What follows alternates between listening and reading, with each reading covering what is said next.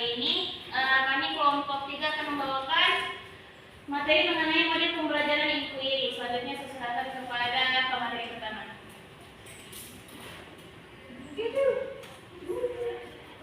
Baik, slide yang pertama pengertian model inquiry. Model inquiry merupakan proses pembelajaran yang dibangun atas pertanyaan-pertanyaan yang diajukan oleh siswa. Kemudian para siswa didorong untuk berkolaborasi, memecahkan masalah dan bukannya sekedar menerima instruksi langsung dari gurunya.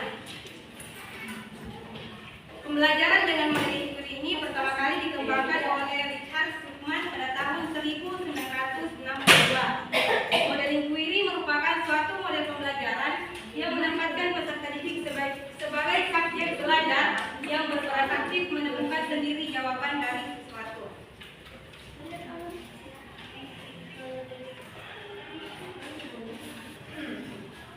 Baik, selanjutnya itu pengertian model inquiry menurut para ahli. Yang pertama, menurut Usman 2005, inquiry itu adalah suatu cara penyampaian pelajaran dengan penilaian sesuatu yang bersifat mencari secara kritis, analitis, dan argumentatif dengan menggunakan akal-akal tertentu menuju suatu kesimpulan. Kemudian menurut Kenan dan 2010 menyatakan bahwa pembelajaran inquiry itu adalah kegiatan pembelajaran di mana siswa ini didorong untuk belajar melalui keterlibatan aktif mereka sendiri dengan konsep-konsep dan prinsip-prinsip, dan di sini guru mendorong siswa untuk memiliki pengalaman dan melakukan percobaan yang memungkinkan siswa ini menemukan prinsip-prinsip untuk mereka sendiri. Kemudian menurut Usman Stone dalam Dahar 1991 mendefinisikan model inquiry ini sebagai pengajaran guru dan siswa mempelajari peristiwa-peristiwa dan gejala ilmiah dengan pendekatan dan jiwa para ilmuwan.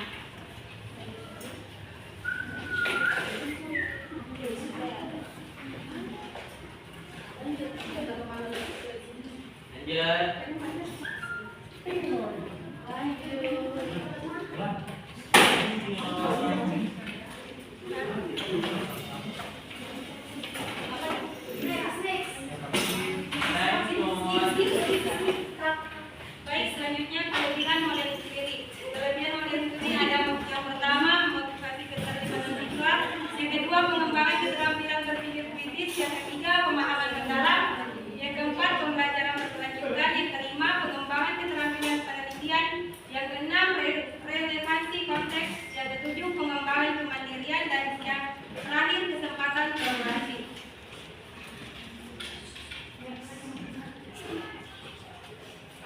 Selanjutnya kelebihan menurut para ahli. Menurut Swino 2004, kelebihan dari model inquiry adalah yang pertama, siswa aktif dalam kegiatan belajar. Yang kedua, siswa memahami benar bahan pelajaran.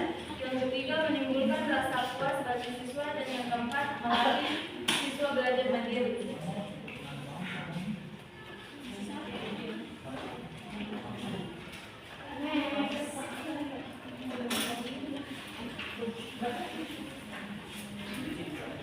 Baik, selanjutnya yaitu kelemahan model inquiry. Yang pertama yaitu permasalahan dengan waktu yang berkumpul. Jadi mana artinya yaitu apabila guru dan siswa belum bisa terbiasa memainkan model ini, maka ada kemungkinan besar waktu tidak dapat dilakukan dengan baik. Yang kedua, pembelajaran inquiry yang dilakukan oleh siswa dapat melenceng dari tujuan semula karena mereka belum terbiasa melakukannya. Yang ketiga yaitu pada akhir suatu pembelajaran menerapkan model inquiry, bisa saja setelah segala upaya dan kerja yang dilakukan oleh siswa dan kelompoknya ternyata menghasilkan hasil yang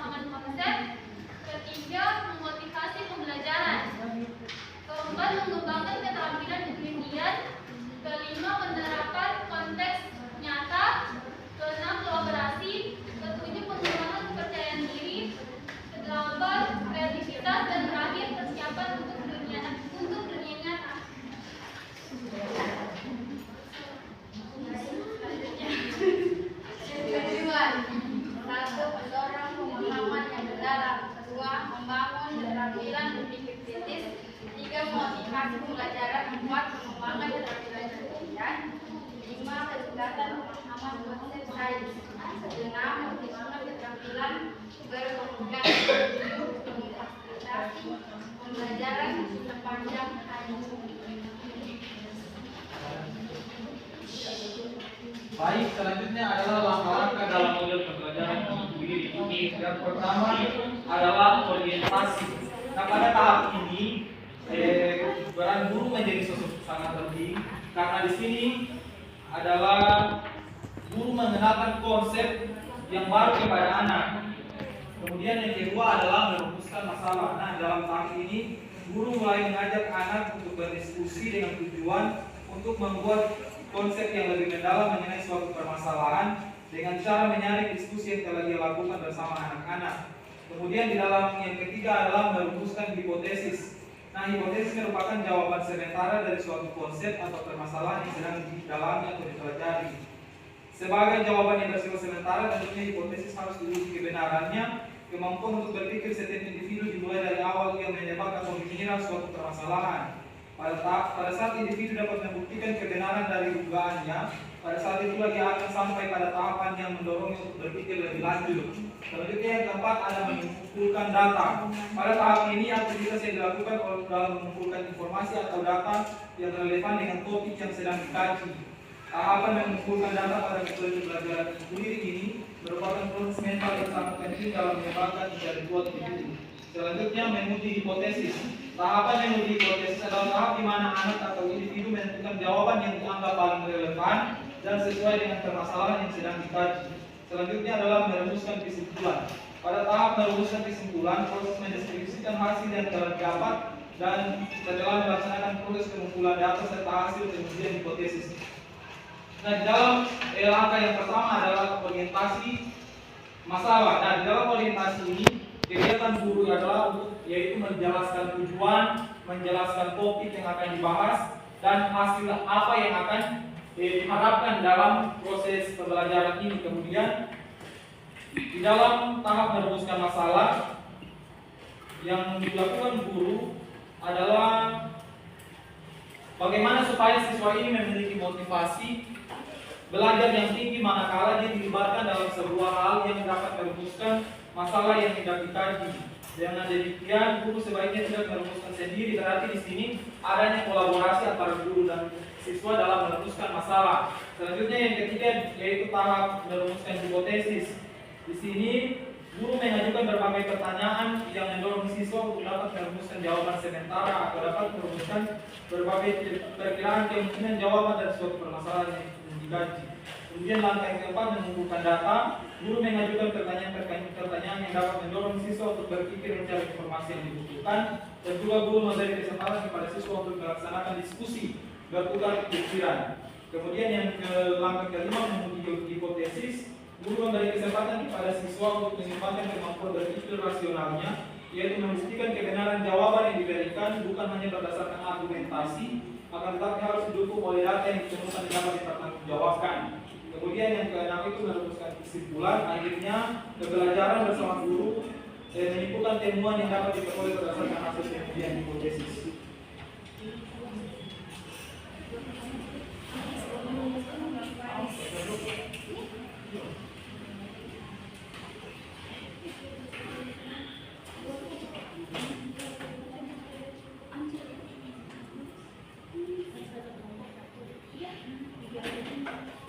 Baik, sekian presentasi dari kami. Kami akan membuka satu sesi tanya jawab, mengambil dua pertanyaan. Jika ada yang mau pertanyaan silakan. Pasangan Mas Yedi.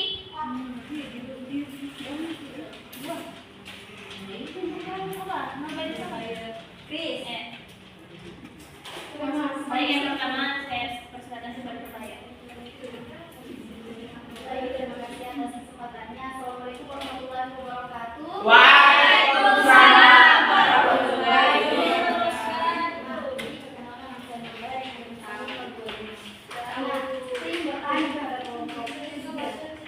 Dalam kesulitan tadi, mengapa Anda mengatakan bahwa tidak sebab itu? Pertanyaan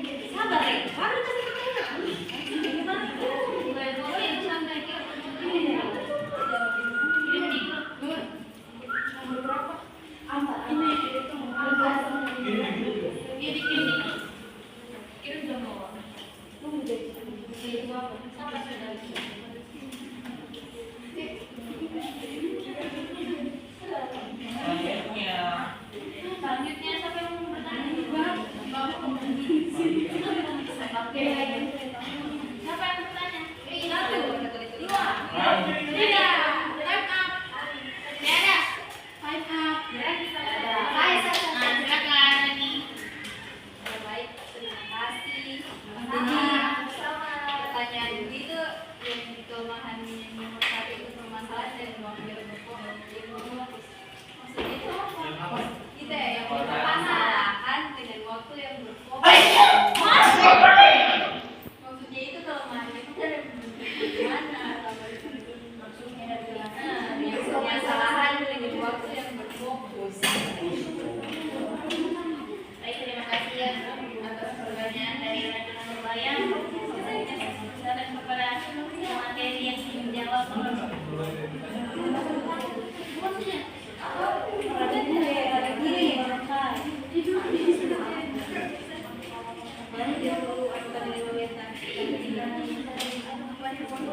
Kelemahan yang Rani tanyakan tadi, dia permasalahan dengan waktu yang terfokus. Nah, dalam model pembelajaran inquiry ini tentunya membutuhkan waktu yang sangat cukup sehingga pemahaman itu bisa tersampaikan dengan baik. Karena model inquiry ini yaitu bagaimana supaya siswa itu bisa untuk membuktikan sendiri bahwa oh ternyata jawaban dari masalah ini seperti ini. Kalau kita menggunakan hanya 1 jam mata pelajaran atau 1 kali 35 menit, itu artinya bahwa dalam pembelajaran model ini itu tidak akan terlalu relevan atau tidak akan terlalu efektif. Karena di sini di model inquiry ini mata pelajaran yang bisa dipakai itu bagaimana supaya bisa terjadi adanya pembuktian. Berarti lebih ke sifat materi yang bisa dibuktikan, misalnya di bagian IPA yaitu sains. Dia harus adanya pembuktian karena tadi merumuskan hipotesis, mengumpulkan data, semua sintaks-sintaksnya itu, sehingga di sini tadi kelemahannya waktunya terfokus. Artinya di sini terfokus ini hanya dibatasi, waktunya itu sangat dibatasi. Di dalam jam pelajaran itu 1 kali 35 menit atau 2 kali 35 menit, sehingga salah satu kelemahannya itu tadi, kelemahannya itu waktunya terfokus dalam artian waktunya dibatasi oleh jam pelajaran. Baik, terima kasih atas jawaban dari Rengki. Untuk para teman-teman pemateri masih ada yang ingin menambahkan? Kepada audiens ada yang ingin menambahkan? Tidak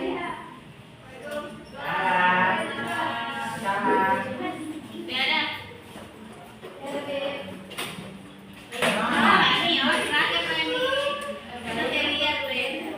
Baik, terima kasih. Jadi permasalahannya jamnya itu jam pelajaran itu terbatas, jadi sehingga dalam model ini mungkin penyampaian materi itu tidak relevan. Tidak terlalu. Ya, tidak terlalu. Anda ingin mengatakan relevan? Desi yang dilakukan.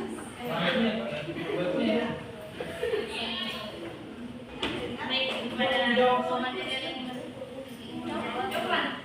Saya jawab, mengapa Anda mengatakan bahwa dalam model inquiry akan terjadi kesulitan dalam model ini? Karena siswa terbiasa menerima informasi dari guru. Itu dari guru. Nah, karena kita ketahui guru-guru abad dulu dan guru itu zaman-zaman itu kebanyakan orang itu menggunakan metode ceramah, metode penugasan, ataupun hanya sebatas tanya jawab. Nah, dengan adanya model inquiry ini merupakan hal yang baru bagi guru, sehingga siswa juga akan mulai beradaptasi ketika diterapkan model pembelajaran inquiry ini, di mana siswa itu sendiri harus terlibat aktif. Tentunya ini membutuhkan hal baru lagi bagi siswa, mereka harus bisa beradaptasi, guru harus bisa juga secara efektif mungkin menggunakan model ini dengan baik. Nah, tentunya dikaitkan tadi dengan hanya terbiasa menggunakan metode-metode ceramah, penugasan, tentunya informasi itu yang merupakan yang juga terbiasa menerima informasi itu karena menggunakan model ceramah, sementara dituntut pada abad 21 ini harus menggunakan model inquiry. Tentunya ini merupakan suatu permasalahan bagi guru dan juga bagi siswa. Nah, dalam orientasi tadi memang guru memberikan pemahaman awal bagi siswa, dalam artian di sini di dalam orientasi itu bagaimana sih guru harus memancing pemahaman siswa awalnya. Ini berkaitan dengan persepsi. Guru harus bisa terlebih dahulu melakukan pemetaan siswa ini, bagaimana pemahaman awalnya ketika akan digunakan model ini dengan materi seperti ini. Dalam artian model inquiry ini adalah model baru dalam pembelajaran, sehingga guru ini punya harus ada skill kalau menerapkan ini. Kalau dia hanya menggunakan model ini dengan metode ceramah, apakah ini akan relevan atau tidak? Oh, begitu, tidak saya. Terima kasih kepada Randy. Selanjutnya kepada pemateri ada yang ingin menambahkan?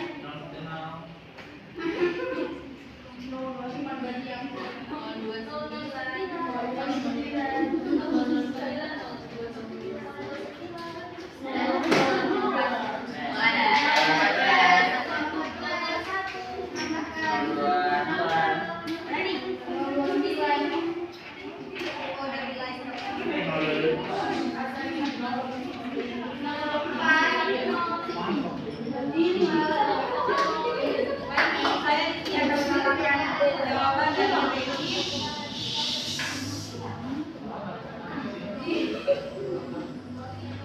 Seperti yang Reni bilang tadi bahwa metode pelajaran ini merupakan model yang baru.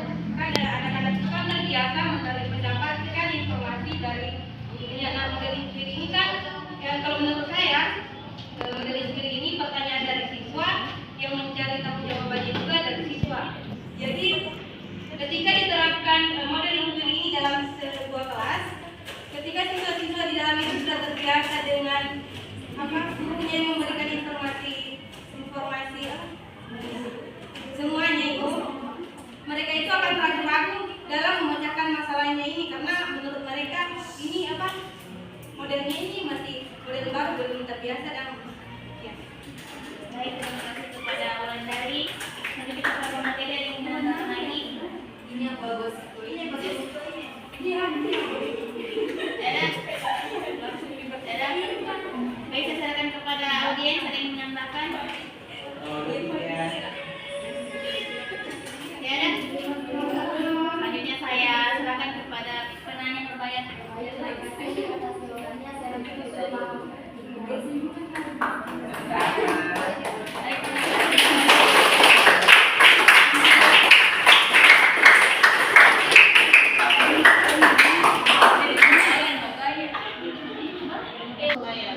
Baik, saya buka lagi tentang sesi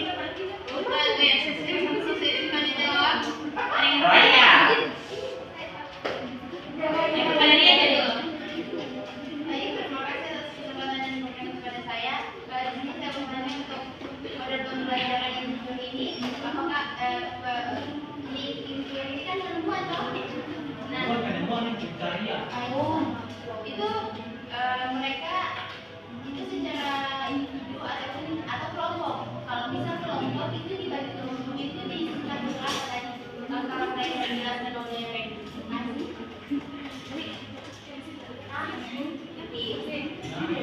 terima kasih kepada dia. Selanjutnya saya beri kesempatan kepada saya lagi.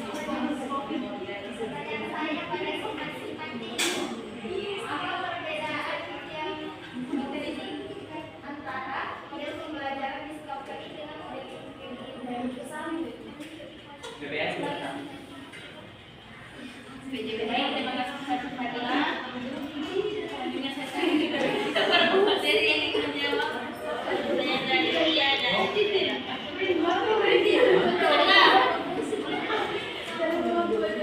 Dengan ini.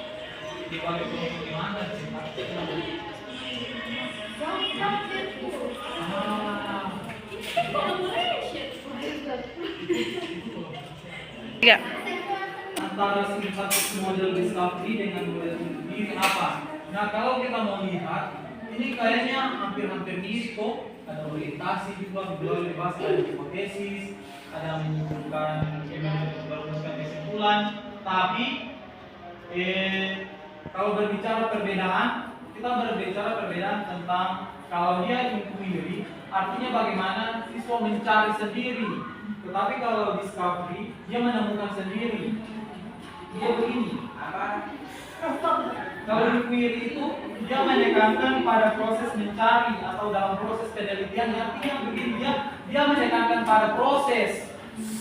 Kalau sedangkan discovery ini menekankan pada penemuannya, yang dia temukan, kemudian akan dibahas di model pembelajaran inquiry, dia di dalamnya ada prosesnya. Nah, kalau seseorang menggunakan metode inquiry, dia akan menemukan dan suatu penemuan inilah hasil dari pencarian. Artinya dia ini kayak batu kaitan begitu dan berkaitan satu sama lain. Hasilnya yang di discovery akan dibahas di inquiry. Begitu juga kalau di inquiry dia adalah kelanjutan dari discovery. Kalau mengenai sintaks saya rasa agak sama-sama saja, teman. tergantung gurunya materi apa dia pakai. Kemudian yang kedua caranya guru ini mau menjelaskan, kalau tergantung juga metode kan. Kalau dia metode ini dia lebih penting, dia itu lebih eksperimen.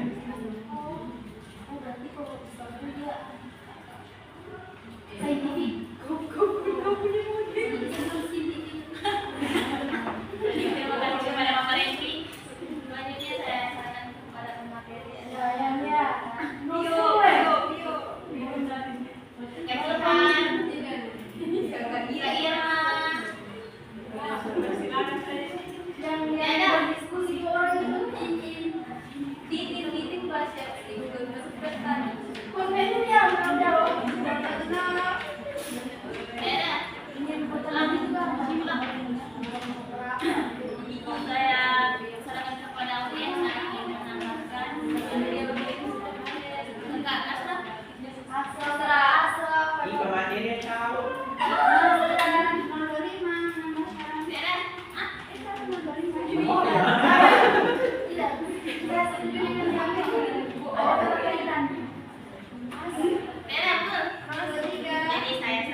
Saya kembalikan kepada penanya. Fadila. Terima kasih Fadila kepada pemateri yang ingin menjawab pertanyaan dari Ria, Kristianti, Milua. Baik, terima kasih atas kesempatannya. Pertanyaannya dia di sini pada model pembelajaran inquiry ini, apakah proses pembelajaran itu peserta didik berkelompok atau individu? Jika kelompok, beberapa pembagian kelompoknya. Di sini pada pembelajaran inquiry itu dia proses pembelajarannya itu secara berkelompok dan di kelompok dan pembagian kelompoknya itu pada langkah pertama pada tahap orientasi. Masih mau dijelaskan lagi? Boleh. Oke.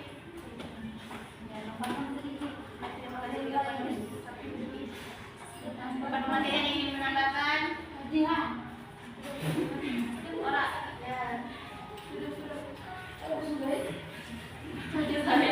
Saya persilakan kepada audiens yang ingin menambahkan.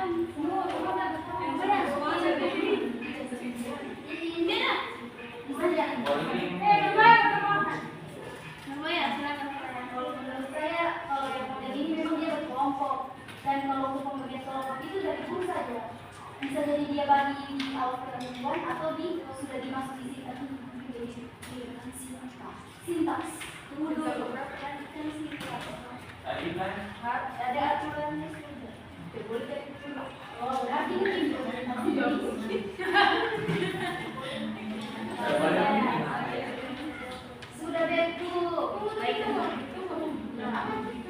Tadi saya maksud boleh jelaskan dan boleh.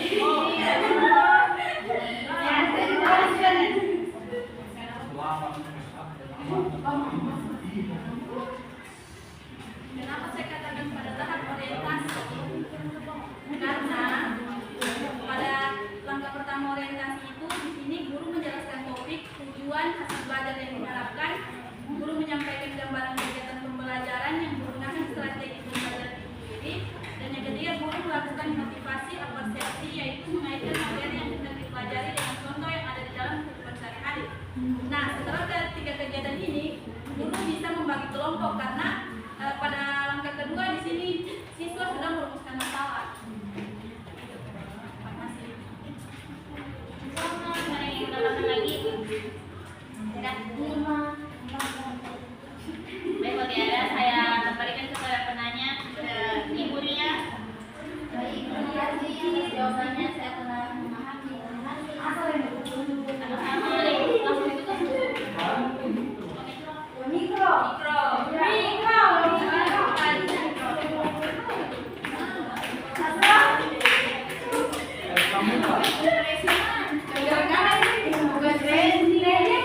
Boleh.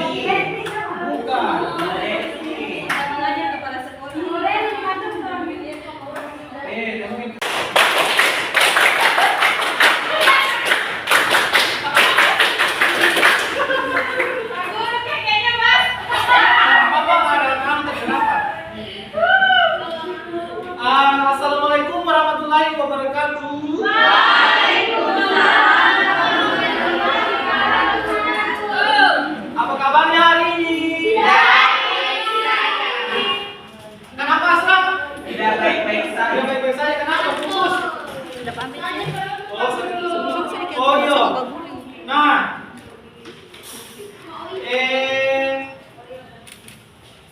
siapa tadi yang pertama datang di sini? Ayo, ayo, siapa? Oh, Widya, silakan Widya. Sampai doa.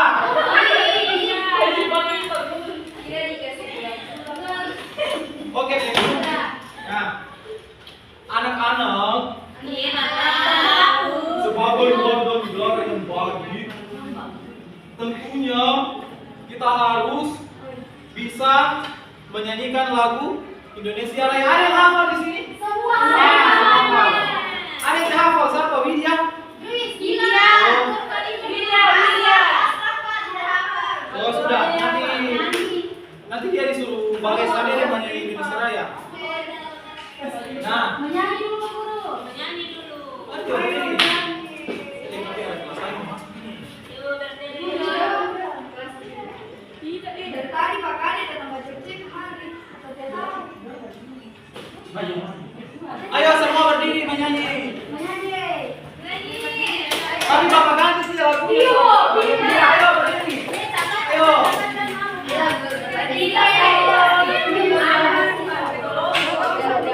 Oke, Garuda Pancasila kakak. Ayo, 1, 2, 3.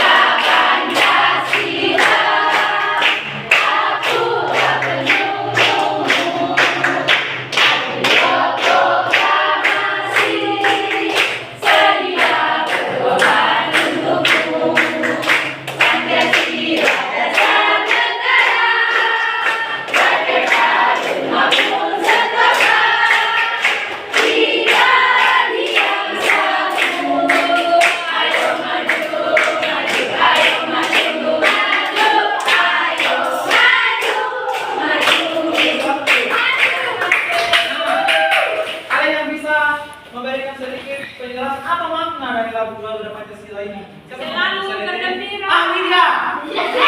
Apa maknanya Widya? Ayo maju maju.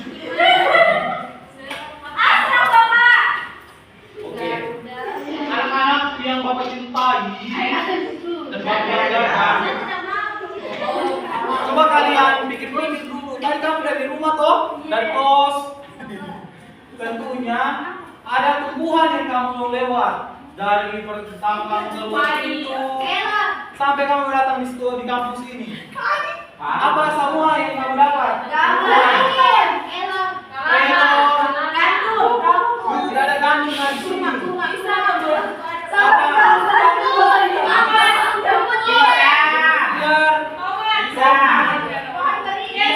Bisa. Banyak buah-buah yang kalian temui sepanjang kalian berjalan tadi dari kos, keluar pintu, naik motor sampai di kampus banyak kok. Nah, pertanyaan yang kedua, ada yang tahu bagaimana perkembangbiakannya pisang? Kalau perkembangbiakan rica, nah, kalau kelor,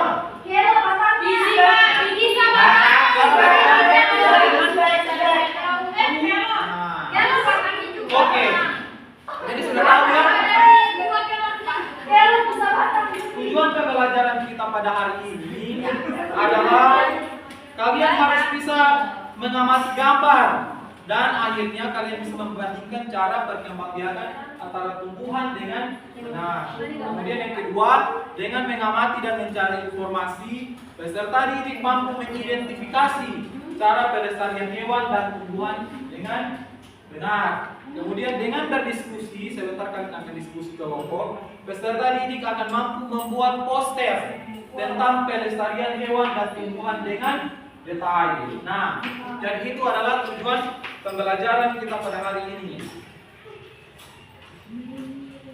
Minggu lalu sudah Bapak suruh bawa masing-masing buku toh? Ya. Nah, silakan 15 menit Bapak beri kesempatan untuk membaca. Silakan baca buku. Terserah buku apa saja. Nanti sebentar ada perwakilan akan Bapak suruh maju di muka menjelaskan apa yang sudah kamu baca. Baca silakan.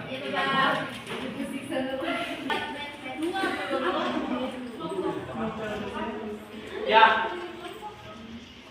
Ini kalian tahu, Bapak sudah memegang gambar. Ada yang tahu gambar apa ini?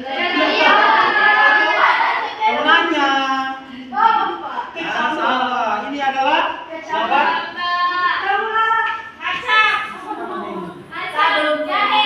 Yang baik-baik.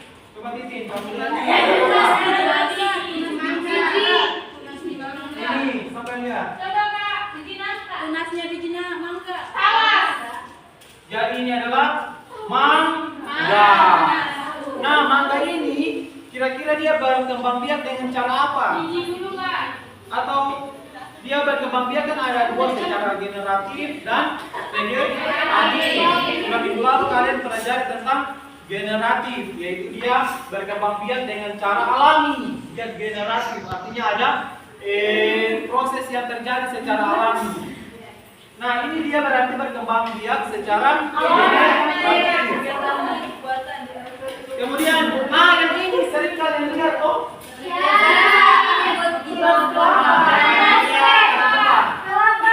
Ini adalah gambar kelapa. Dia berkembang biak dengan cara apa? Dia juga berkembang biak dengan cara generatif. Kemudian, ini paling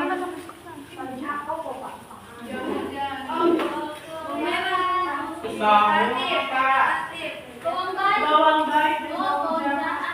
Nah, ini gambarnya.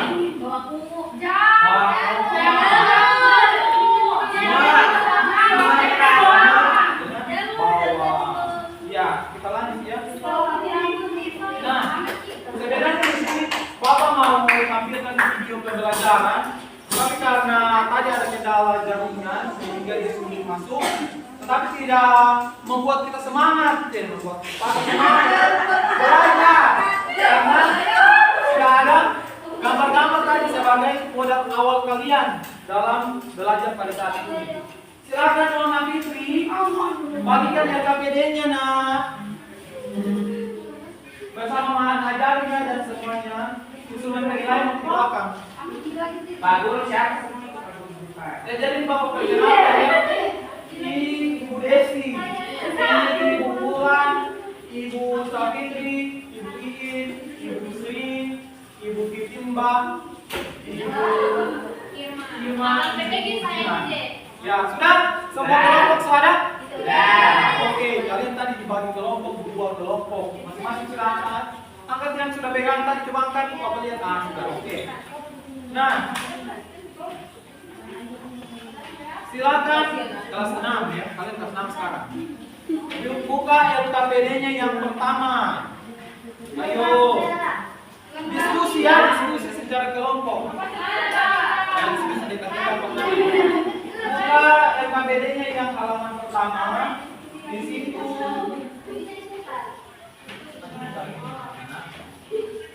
silakan kalian tulis baca cara perkembang biakannya vegetatif tumbuhan dari sesuai gambar. Kemudian kalian tulis di bawahnya situ cara perkembang biakannya, apakah secara vegetatif atau secara generatif. Silakan tulis. Ada pilihannya di bawah situ. Kalian tulis misalnya nomor 1 ini dia berkembang biak dengan stolon. Kalian tulis stolon. Stolon itu ya, dia berkembang biak dengan stolon. Apa yang stolon itu artinya, ayo siapa yang ada jaringannya? Ada yang datanya sini? Silakan membuka. Yang apa itu stolon? Yang dapat langsung Bapak ke sini. Buat satu. Stolon.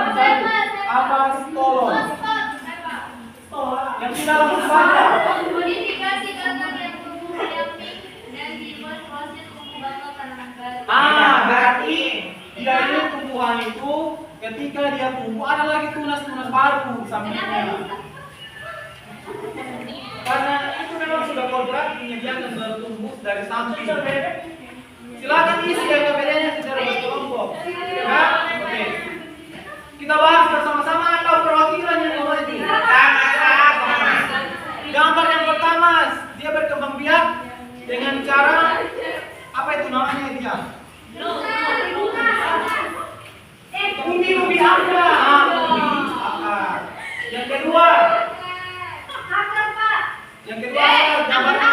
Umbi Juga. Kemudian yang ketiga wortel. Akar. Kemudian yang keempat ucap bebek. Yang keempat. Strawberry. Ya. umbi lapis bawang. Duduk sama duduklah. Dari sampai di sini ada yang mau bertanya? Saya Pak. Apa?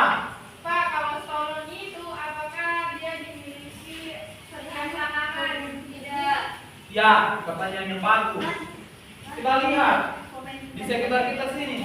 Stolon itu tadi dijelaskan dia memiliki tumbuhan lagi yang hidup di gambar di samping-sampingnya atau dia bertunas. Kita lihat pohon gamal misalnya. Apakah pohon gamal itu ada lagi tunas di sampingnya? Berarti membuktikan tidak semua tumbuhan itu berkembang biak dengan stolon. Hanya ada tumbuhan-tumbuhan tertentu. Kalau itu bukan, itu namanya berkembang biakan, dikembang biakan. Nah, selanjutnya ada lagi yang mau bertanya? Tiada? Oke. Kita lanjut. Siapa? Stolon. Kenapa stolon? Di bahan ajarnya. Itu ada di situ di bawah. Atau geragi. Namanya sama. Jadi contohnya di situ orang strawberry. Strawberry kan Ada arjeri. Serius apa Pak? Tidak cuma membenarkan ya. Jadi dia strawberry. Oke. Selanjutnya lihat lagi RKPD yang kedua. Apa di situ? Menjodohkan. Siapa yang jodohkan? Nah, di situ kalian akan menjodohkan perkembangan biakan vegetasi pada tumbuhan yang paling tepat. Yang pertama itu apa? Gambar apa? Pohon ya. Dia berkembang biak dengan cara atau bisa dia berkembang biak itu bisa di apa? Dicangkok ke atau dicangkok ya, ya. Kemudian yang gambar kedua, mencangkok. Yang ketiga menyaut. Yang keempat operasi. Oke. Benar sekali. Ini siapa?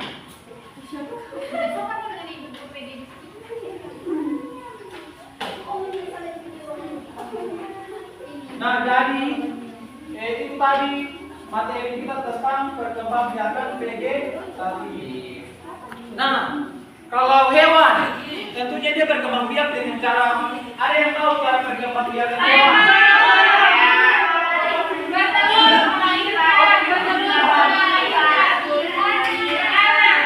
Secara umum ada 3 perkembangbiakan hewan: ovipar atau bertelur, kemudian vivipar beranak, ovovivipar bertelur. Nah, kalau contoh bertelur hewan apa?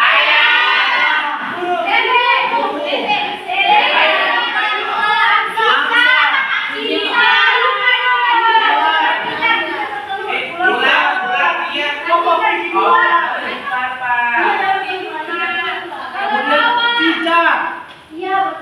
Kalau yang beranak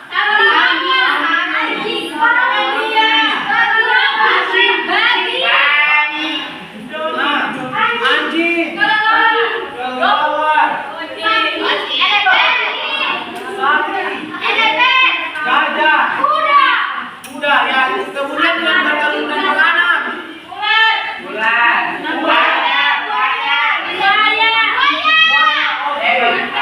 Tepuk tangan untuk kita semua.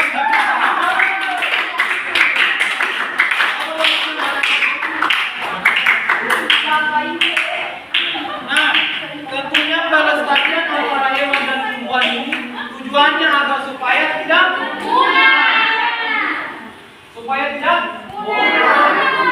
Nah, tentunya untuk bicara pelestarian ini ada pelestarian yang namanya in situ, dan pelestarian ex situ. Apa yang membedakan antara ex situ dan pelestarian ex situ?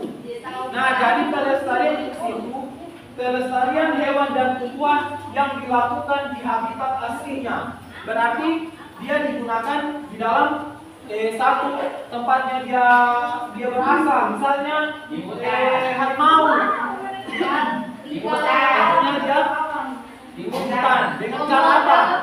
Kembangnya pelestarian tumbuhan dan hewan ada. Yang pertama tadi sudah kalau cagar alam, ada tahu apa itu cagar alam? Yang dilindungi, Pak. Ya, cagar alam adalah daerah pelestarian tumbuhan dan hewan yang dilindungi oleh undang-undang dari ancaman kepunahan. Tentunya ini merupakan salah satu pelestarian in situ. Dia yang berada di kawasan aslinya, harimau, dia dilindungi di hutan. Kemudian misalnya lagi badak, dia di mana? Di hutan. Orang hutan, monyet, komodo, dia di habitat aslinya. Sedangkan ex itu upaya pelestarian hewan dan tumbuhan yang dilakukan di luar habitat aslinya dengan tujuan agar supaya bisa mencapai tujuannya salah satu pariwisata. Misalnya apa? Kebun binatang, Suaka Marga Satwa, Taman Safari, Taman Nasional, Zoo, kebun binatang. Itu cara pelestariannya. Nah, yang terakhir sebelum kita simpulkan materi kita, silakan masing-masing kelompok membuat satu poster atau slogan upaya pelestarian hewan dan tumbuhan agar Pakai apa, Kak? pakai kata-kata saja Maksudku ditulis atau pakai aplikasi? supaya lebih cepat langsung jawab. Misalnya jaga dan pelihara hewan dan tumbuhan agar tidak punah dengan ini. Ayo lestarikan tumbuhan dan hewan. Ayo apalagi yang tujuannya dia mengajak agar supaya tumbuhan dan hewan ini bisa akan terancam punah. Mari kita bekerja. Nasib mereka ada di tangan kita. Mereka itu siapa? Hewan dan tumbuhan. Kalau semakin mana semakin kita tembak makan, tumbuhan juga ditebang, pasti akan berangsur-angsur dia punah. Kemudian jadi di daerah kita yang mulai punah itu ada anoa. Ada yang pernah lihat anoa?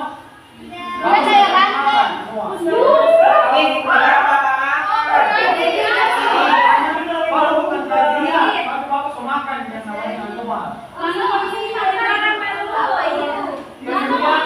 Yang mulai punah juga ada burung maleo. Telurnya sudah saya makan. Semua yang saya makan. Jadi saya opini. Tapi saya sudah rasa bagaimana dagingnya.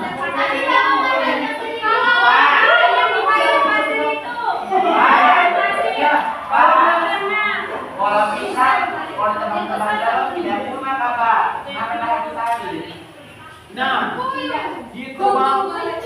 Apa yang maksudmu? Karena kita sudah punah-punah, Pak. Teman-teman Karena pisang itu dia ada regenerasi. Tebang, lagi ditebang, itu lagi jadi racun. Kalau manusia, dia berkembang jadi secara beranak. Contohnya, Oke, kalian di sini.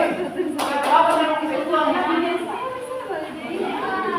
Jadi kesimpulannya, ada yang mau simpulkan materi kita tadi? Berbahaya? Berbahaya? Ayo berani. Kita simpulkan sama-sama saja. Karena waktu semua habis. Secara umum ada dua perkembangbiakan pada buah generatif dan vegetatif. Untuk upaya pelestarian hewan dan tumbuhan agar tidak punah melalui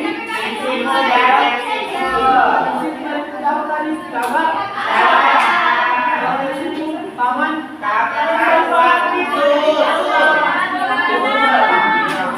oke, mantap.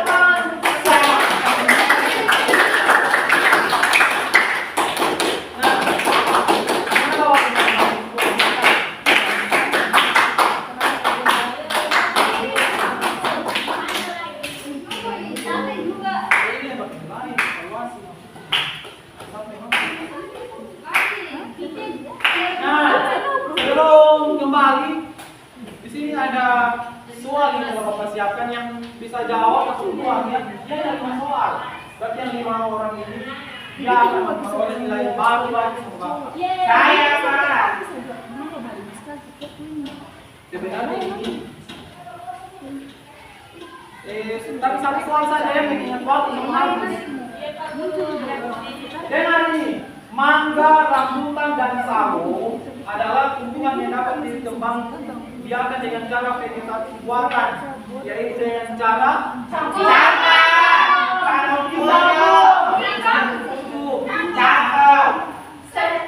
steak.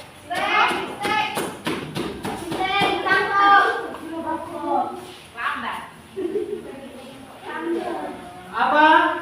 Di sini pilihannya, ada pilihannya, ada spora, steak, mengeten, dan mencangkok. Dan jawabannya itu adalah mengeten. Mengeten.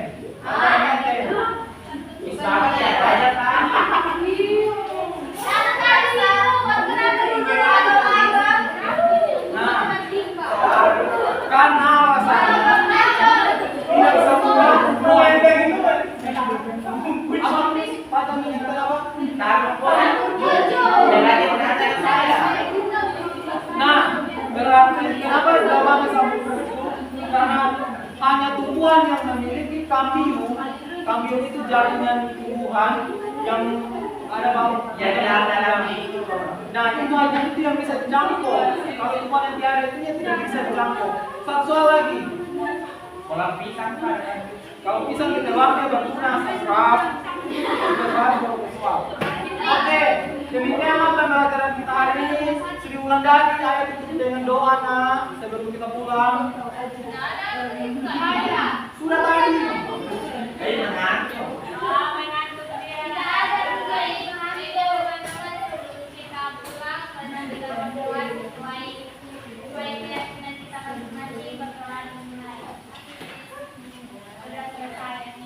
Mari kumpul semua yang berbeda tadi. Oke, terima kasih. Sekian.